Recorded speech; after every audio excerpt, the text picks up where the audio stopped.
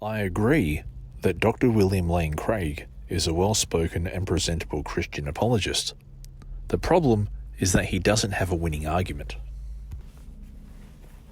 Dr. Craig comes across as the kind of apologist that I would want to have followed when I was a Christian.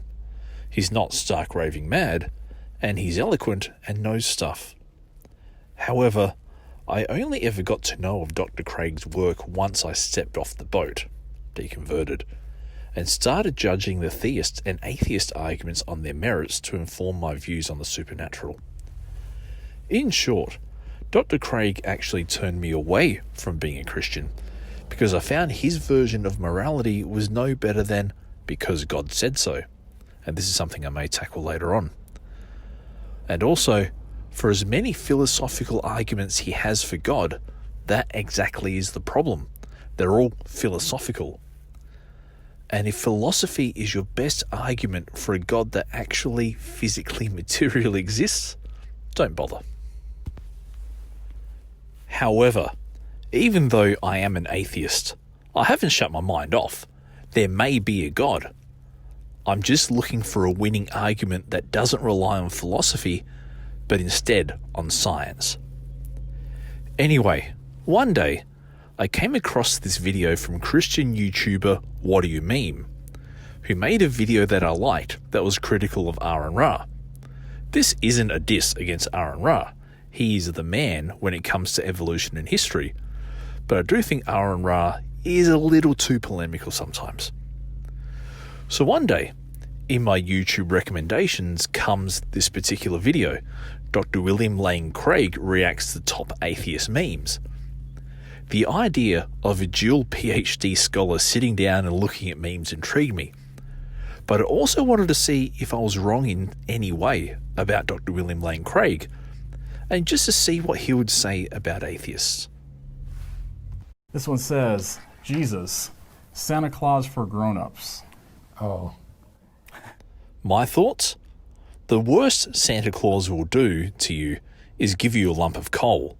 Jesus, on the other hand, condones slavery, torture, and the abject poverty of the family members, particularly women, left behind by the disciples. And this, to me, makes Jesus much more pernicious. Well, obviously, this person doesn't understand that there is positive historical evidence concerning the life and teachings of Jesus. But not only is there no evidence for Santa Claus, but we have very, very powerful evidence against him. I agree, there is positive evidence for the existence of Jesus. But the best of the evidence points towards Jesus existing as a mytho-symbolic celestial figure whose devotees created novel and filtered the available documentation to make Jesus become an historical figure after the destruction of Jerusalem in 70 AD. The Jesus as God-man walking the earth stuff doesn't come till much, much later. But worst of all, there is nothing contemporaneous about the man who supposedly revolutionized morality by overturning thousands of years of tradition. But Dr. Craig and I do agree on one thing. There is no Santa Claus. High five, buddy. Oh, this one here says, only lies need multiple versions. Has a bunch of... Oh my. Yeah, and then it has a picture of different translations of the Bible, Yeah. right? And that's just silly. There are multiple translations of Aristotle, of Plato, and of other great works of literature. So the availability of multiple translations actually helps us in getting at the nuances and the meaning of the original text in another language like Greek or Hebrew, rather than being reliant upon simply one translation. So multiple translations is a positive feature of the Bible. This one. Many textbooks, research journals, and biographies get revisited and updated. So there is nothing about having a version 1, version 1.1, version 2, etc. to indicate that there is deception. Besides, all those books pictured are the Bible. just in different translations. Again, this doesn't indicate deception, it just indicates that the Bible that is read in English is a translation, and as anyone who speaks multiple languages knows, translating between one language and another can be done in a variety of ways. What my problem with the multiple translations is twofold. One, there is enough difference between translations that some people feel the need to be doctrinally separate. This is why you have the King James Version only Christians who tend to act like doctrinal supremacists at the expense of their humility. And two, the fact that there are numerous translations means that it is nigh on impossible for God's holy and inerrant word to be accurately translated. If it could be accurately translated the first time round, in line with God's perfect and knowable will, there will be absolutely no need for all the other English translations, because God himself would have given his divine stamp to the one that best represents his perfect and knowable will. That's not so much a positive feature of the Bible as it is of Western culture, whose defining feature is academic expression and freedom. Maybe so, from an academic perspective, I would agree with Dr. Craig, but at no time in history has God come down and chastised the King James Version only Christians for what I would call their smugness and lack of humility. When a text purportedly represents the inner thoughts of the standard by which we judge morality in history, and there's no way to know who has the most correct translation in line with that will, it is all purely academic. This one here says, okay, why is Satan evil if he punishes the evil? The concept of Satan in the Bible is an uncomfortable one for Christians when we get into the actual data at hand. Firstly, there is absolutely nothing to indicate that the serpent in the garden in Genesis was Satan. In fact, Satan, as the enemy of God, is not mentioned at all in Genesis, despite all the things that go wrong for God. This means the idea it was Satan, the enemy of God, in the Garden of Eden was retrofitted into the text by later Christians. Secondly, in Job, Satan and God are not enemies. They are the theological equivalent of competing executives in a large corporation. The idea of a supernatural supervillain only comes into play in the New Testament, well after the Jews have had enough time for their culture and beliefs to be infiltrated by Zoroastrian and Greek ideas of the afterlife. Satan doesn't punish the wicked. In fact, Satan will himself be punished by God for his rebellion and sin. I agree that a reading of the Bible, especially the New Testament, would lend credence to that belief. But to me, it is all metaphysical circle jerking. There is no proof of the existence of hell, of heaven, of God, of Satan. Just as there is no proof of Vishnu, of Brahman, of Nirvana, of paradise, of Ahura Mazda, of Thor, of Tartarus, and so on and so on. This one here says, you don't become an atheist, you go back to being one. And has a picture of a baby. Technically correct. No one is born with inherent religious beliefs, despite what readers of the Book of Romans might say. Religious beliefs are typically culturally acquired, just like ethics are. However, the quibble here will be about how early is too early to have your religious beliefs pinned onto you. The most minimal definition of an atheist is not believing in the existence of gods, be that as simply being unaware of gods, or just not being convinced of their existence, like I am. Let's turn it around. You don't become a Holocaust denier, you go back to not believing it ever happened. Does the argument still make sense? This is based upon the redefinition of the word atheist to mean atheist or non-theist. And this is actually a weakness of that position, namely that babies count as atheists because they lack a belief in God. But that still leaves the question open whether or not God exists. And being an atheist, like babies, doesn't provide any reason at all to think that God does not exist. William Lane Craig tries to quibble about the application of the term atheist, says that it is a weakness of atheism because babies count as atheists, and states that it doesn't provide any reason at all to think God does not exist. Technically correct, but if you don't believe in the existence of a God, it still makes you an atheist. But we don't go around saying babies are atheists because they haven't had the chance to form an opinion to label them by. All right, this one here says, you don't need religion to have morals. If you can't determine right from wrong, then you lack empathy, not religion. Agreed. The definition of morality are actions and decisions that increase human well-being. You don't need a religion. You need a clear understanding of the world around you and a way of dealing with other people that work towards the objective of increasing human well-being. What religion does is give you a framework for filtering how you see the world. And in my opinion, humanism is the best set of principles for the task. The question is, can you have objective moral duties and values apart from them being supernaturally grounded in God?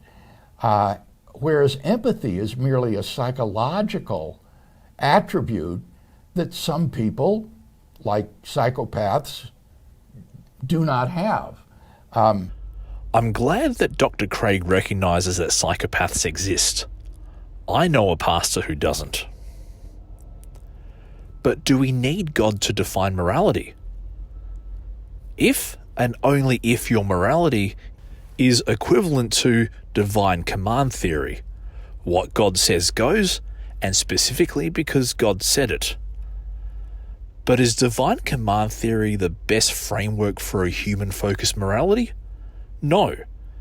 Because divine command theory means God can come down and make murder and theft morally good, even though you and I both know that murder and theft are harmful to people. Whereas humanism seeks to reduce the amount of harm done to people, regardless of who made the laws. This one here says, religion is rather silly. Only the unintelligent and weak-minded need an imaginary friend in their lives. Gosh, now this just shows how ignorant. This I don't necessarily agree with. Some of the most brilliant minds in history have been religious people. A large number of Nobel Prize winners are Jewish. So it doesn't follow that because someone is religious, they are dumb or weak-minded. Though I do agree that some people, and in particular one creationist I know, find a great sense of belonging and hope in Christianity because it gives them hope, it also doesn't follow that someone is religious because they are dumb or weak-minded. Atheism isn't the stronghold of the intelligent, and religion isn't the stronghold of the dumb. Ignorant this person is. Not only are some of the greatest intellectuals in the history of mankind theists, such as Augustine, Aquinas, Leibniz, Newton, and so forth, but many of the greatest contemporary philosophers and biblical scholars and scientists are outspoken Christians and theists. He just is uninformed. So this meme doesn't kind of make you regret, being a professional philosopher or an academic? Not at all. I mean, I'm just appalled at the ignorance that... Again, I would agree with Dr. Craig. But for Dr. Craig to say he's appalled by the ignorance, yet he is on record as saying that the murder of young children in ancient societies was the best thing that could ever happen to them. You lived a good, compassionate life, but you ate bacon. So the hell that you are going to is that way. The meme would make more sense if it was clearly depicting an Old Testament scene and it referenced Sheol.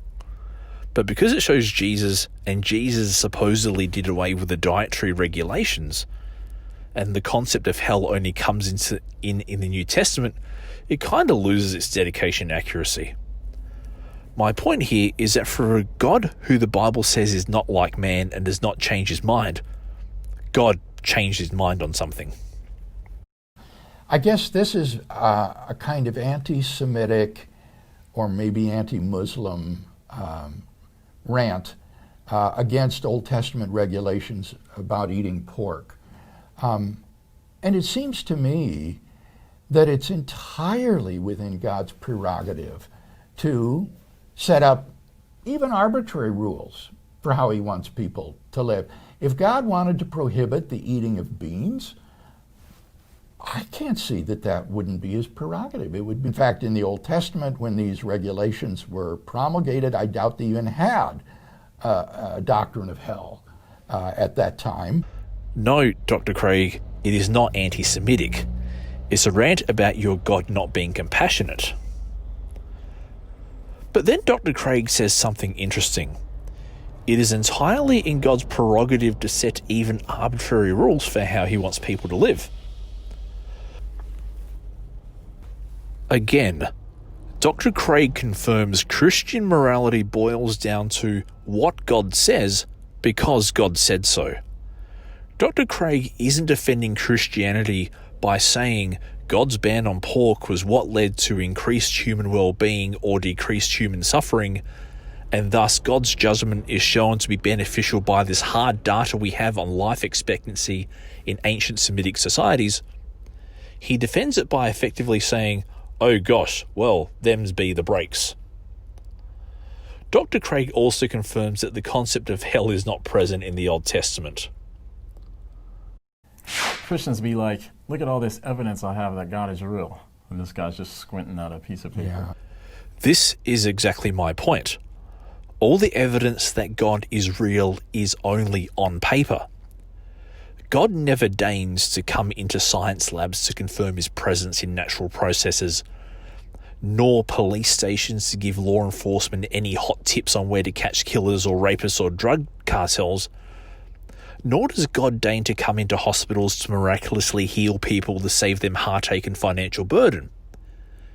The only place God exists outside of people's heads is on paper when people write his name down. The same for Zeus, the same for Thor, the same for Wotan, and all the other gods. He's obviously unfamiliar with the evidence, or he wouldn't have to squint.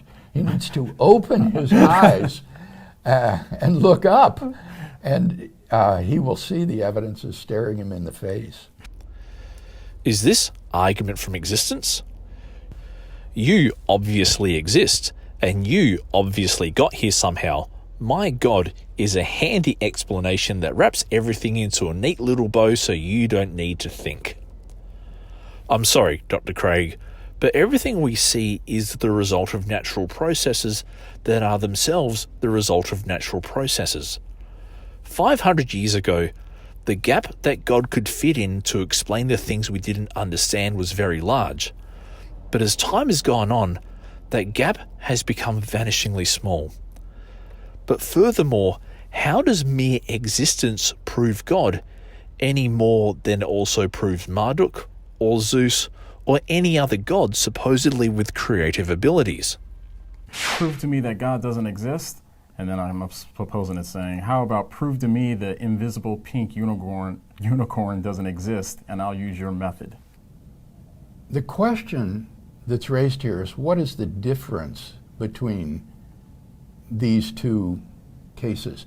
I think there's very powerful evidence that God does exist. So if the atheist asserts God doesn't exist, he needs not only to refute that evidence, but to give me some positive justification for why he thinks God does not exist. This is a credible hypothesis. This is the reversal of the burden of proof. Christians are the one claiming God exists, so they need to get cracking and start proving. With regard to invisible pink unicorns, there's absolutely no evidence that such a thing exists. Moreover, I think in a sense we have good evidence that it doesn't exist. Namely, this is something that this meme just invented. He made it up. This is entirely correct. Dr. Craig definitely believes there is very powerful evidence God exists. But just because he believes God exists, and just because he believes there is powerful evidence that God exists, does not mean God exists, and does not mean there is powerful evidence that God exists. Dr. Craig will believe what Dr. Craig will believe, but that doesn't mean he's basing his opinion on sound reasoning. The Rational Wiki page on Dr. Craig goes through the same arguments he's used over the last 25 years and refutes them pretty well. And again, Dr. Craig is an apologist first, philosopher second, not a scientist. But then Dr. Craig dismisses pink unicorns by saying there's absolutely no evidence such a thing exists. But this is exactly what some atheists say about gods. Well, hold on. There is evidence, but the evidence is all philosophy, not science. If you could reason with religious people, there would be no religious people. What do you say? I tend to agree. Substitute flat earthers, anti-vaxxers, creationists for religious people, and the statement holds up. When it comes to beliefs that contradict scientific evidence and daily observation, what I find is that it is not reason and the weight of arguments that get people to stop believing. It is usually a personal experience that shatters the confidence of the belief in whatever unscientific thing it is that the person believes in the first place. From there, the person who has had their worldview shattered is then in a great position to look at both sides of the argument and decides where the evidence they consume takes them. And this is the great thing about the internet. Information and secrets can be shared at the touch of a screen. Well, I guess I would invite this person to reason with me. We don't actually need to engage with Dr. Craig. As mentioned before, the Rational Wiki page for Dr. Craig lists all his arguments from the last 25 years, and Dr. Craig doesn't seem to take on board any criticism of his theology, science, or morality. And again, Dr. Craig is a philosopher.